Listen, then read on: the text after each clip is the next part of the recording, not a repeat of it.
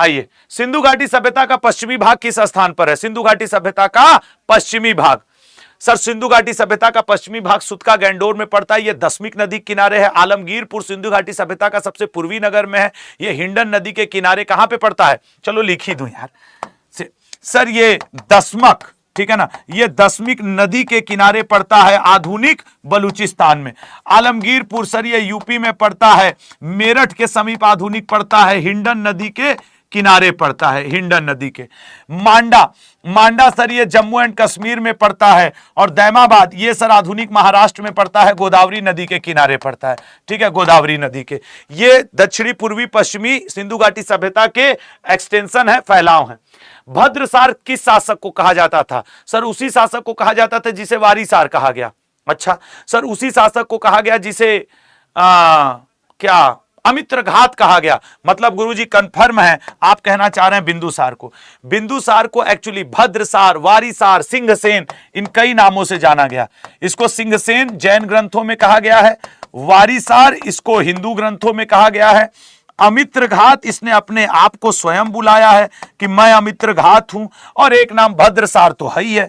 ये सारे नाम किसके हैं लल्ला? इसके। अशोक को हिंदू ग्रंथों में अशोक वर्धन के नाम से जाना जाता है। अशोक ने अपने आप को देवनाम प्रियदर्शी के नाम से बुलाया है। किस नाम से? देवनाम प्रियदर्शी। ये भी अशोक ने। आधुनिक शाक्य मुनि के नाम से भी अपने आप को बुलाया है। चंद्रगुप्त मौर्य को एंड्रोकोटस भी विदेशी लेखक कहते हैं, और चंद्रगुप्त मौर्य को सैंड्रोकोटस भी विदेशी लेखक कहते हैं। क्या कहते हैं? सैंड्रोकोटस। ये ठीक है मेरे अल्लाह, सैंड्रोकोटस, एंड्रोकोटस, जस्टिन और प्लूटार्क नाम के इतिहासकारों ने कहा है। अगले क्वेश्चन पे आइए सर, तो सी ऑप्शन सही है। अगला क्वेश्चन क्या है सर? बौद्ध संघ में प्रवेश की प्रक्रिया को क्या कहते हैं? सर देखिए, महापरिनिर्वाण तो महात्मा बुद्ध के मृत्यु को कहा जाता है। महाभिनिष्क्रमण तो सर महात्मा बुद्ध के घर छोड़ने की प्रक्रिया को कहा जाता है। घर छोड़ने, जो वो 29 साल की एज में घर छोड़े थे। ये भी पूछता है ना कि कितने वर्ष में घर छोड़े थे। और धर्म चक्र परिवर्तन, उनके प्रथम उपदेश को कहा जाता है। प्रथम उपदेश को धर्म चक्र प्रवर्तन कहा जाता है। सर गौतम बुद्ध ने पहला उपदेश कहां दिया था? ऋषिपत्तनम में। यही ऋषिपत्तनम सारनाथ है, सारनाथ का प्राचीन नाम। गौतम बुद्ध ने सर्वाधिक उपदेश कहां दिया था? श्रावस्ती में। गौतम बुद्ध ने आखिरी उपदेश कहां दिया था? कुशीनगर, देवरिया, उत्तर प्रदेश में। गौतम बुद्ध ने पहला उपदेश किसको दिया था? 5 ब्राह्मणों को। गौतम बुद्ध ने आखिरी उपदेश किसे दिया था? सुभद्र को। सुभद्र को। गौतम बुद्ध की मृत्यु किस गणराज्य में हुई थी? किस? मल गणराज्य में हुई थी। गौतम बुद्ध ने किस भाषा में उपदेश दिया था? सर पाली भाषा में उपदेश दिया था। क्या पूछेगा यार, बौद्ध धर्म के सिद्धांत को हम क्या कहते हैं? सर बौद्ध धर्म के सिद्धांत है कारणवाद। बौद्ध धर्म किन 2 भागों में बट गया था सर? हीनयान, वज्रयान, कालचक्रयान, सहजयान, ये सब बौद्ध धर्म के भाग हैं। फिर से सुन लो, हीनयान, महायान, कालचक्रयान, सहजयान। अब कालचक्रयान, सहजयान लोगों को पता ही नहीं होगा।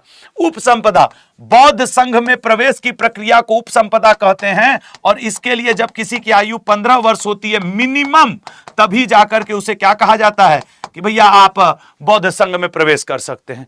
इतने सारे क्वेश्चंस पूछते हैं, पूछने दो, जम के पढ़ा जाएगा, सिलेक्शन क्या नहीं होगा यार।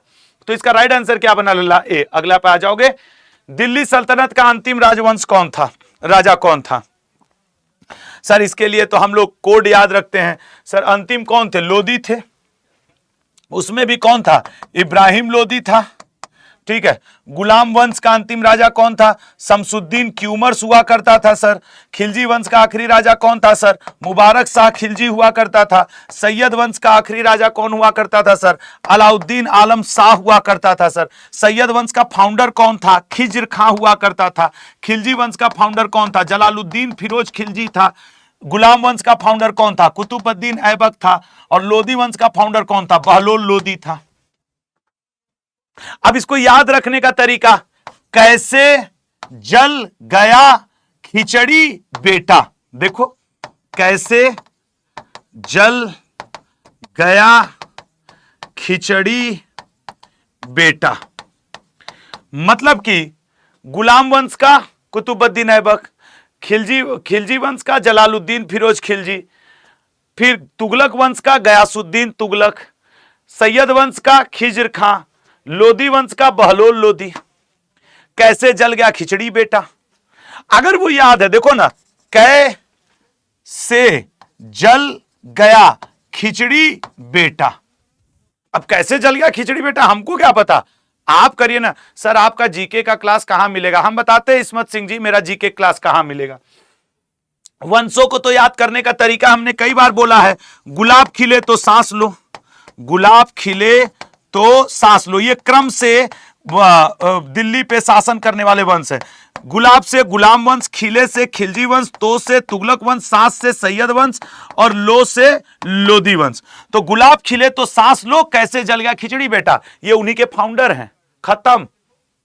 अब वो याद रखने का तरीका है, कौन किस तरीके से याद रखता है, ठीक है ना। अगले पे आएंगे। तो इसका राइट आंसर है किस कांग्रेस अधिवेशन में पूर्ण स्वराज की मांग को अपनाया गया था, किस, ठीक है ना। एक लोग लिख रहे हैं कि बस सर सिलेक्शन हो जाए, तुम्हारे सिलेक्शन के लिए मैं लगा हूं। अभी एक बात कहूंगा कर लेना सर, वो देखिए लाहौर अधिवेशन में पूर्ण स्वराज की मांग की गई थी, ठीक है। तो भाई आज की क्लास समाप्त हो चुकी है।